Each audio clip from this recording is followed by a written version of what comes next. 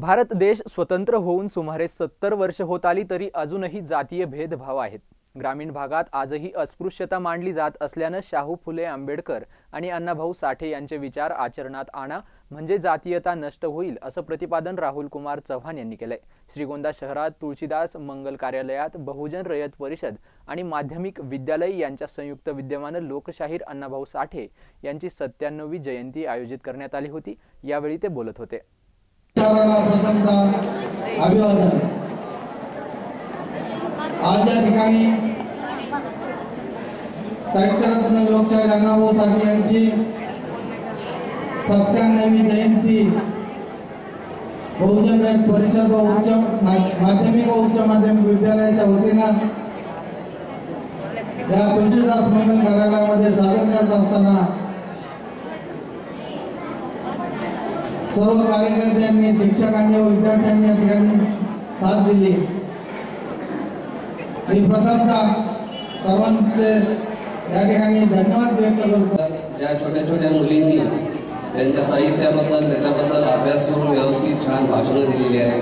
खूप चांगला कार्यक्रम आहे। आपण असे कार्यक्रम ठेवून अण्णाभाऊ साठेंची जयंती साजरी करून त्यांचं जे साहित्य आहे ते साहित्य सगळ्यांना त्या साहित्याचं ज्ञान देण्याचं काम आज या ठिकाणी होत आहे। अण्णाभाऊ साठेंनी कादंबऱ्या, कथा, कवनं, नाट्यगीतं हे जे सर्व लिहिलेलं आहे हे आपल्या सर्वांना कधीतरी समजलं पाहिजे आणि त्या दृष्टिकोनातून आपण अण्णाभाऊ साठे जयंती उत्साहात आणि चांगल्या वातावरणात अतिशय साजरी करत आहात। त्या जयंतीच्या निमित्ताने आपण सर्वांना व जयंतीचे संयोजक जे आहेत त्या सर्वांना शुभेच्छा व्यक्त करतो। आणि हा जो कार्यक्रम आम्ही संविधान आमचा श्वास, महापुरुष आमचा अभिमान, संविधान आमचा श्वास, महापुरुष आमचा अभिमान। महापुरुषांमुळे जगतात सर्व जाती धर्म आणि पंथ आहे आणि मनातील हे सर्व महापुरुष आजही जिवंत आहे। मनातील हे सर्व महापुरुष आजही जिवंत आहे। अशा जिवंत विचाराच्या माणसांसाठी आयोजित केलेला जिवंत असा हा कार्यक्रम।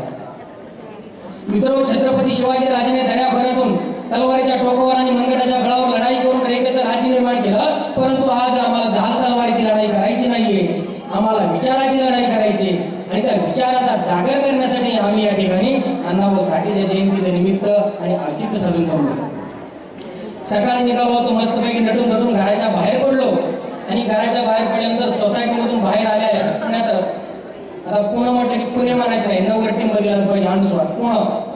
आणि मग त्या पुण्यामधून मी बाहेर पडत असताना माझ्या सोसायटीतला 6व्या मजल्यावर राहणारा सहस्रबुद्धे खाली आला आणि म्हणाला, काय सर आज एवढं नटून तोडून सकाळीच? हो म्हटलं, कार्यक्रम आहे श्रीगोंद्याला अण्णाभाऊ साठे जयंतीचा कार्यक्रम माहितीत ना अण्णाभाऊ साठे? मुद्दामच विचारलं। अण्णाभाऊ साठे सगळ्यालाच माहिती आहे, पण आम्हाला माहीत असून देखील माहित नाही की आमची शोकांती काय। सहस्रबुद्धेनं सांगितलं, अण्णाभाऊ साठे माहिती आहेत ना? सहस्रबुद्धेने डोक्यात खाजवलं आणि म्हटले, हो अण्णाभाऊ साठे ना माहिती आहेत नाही।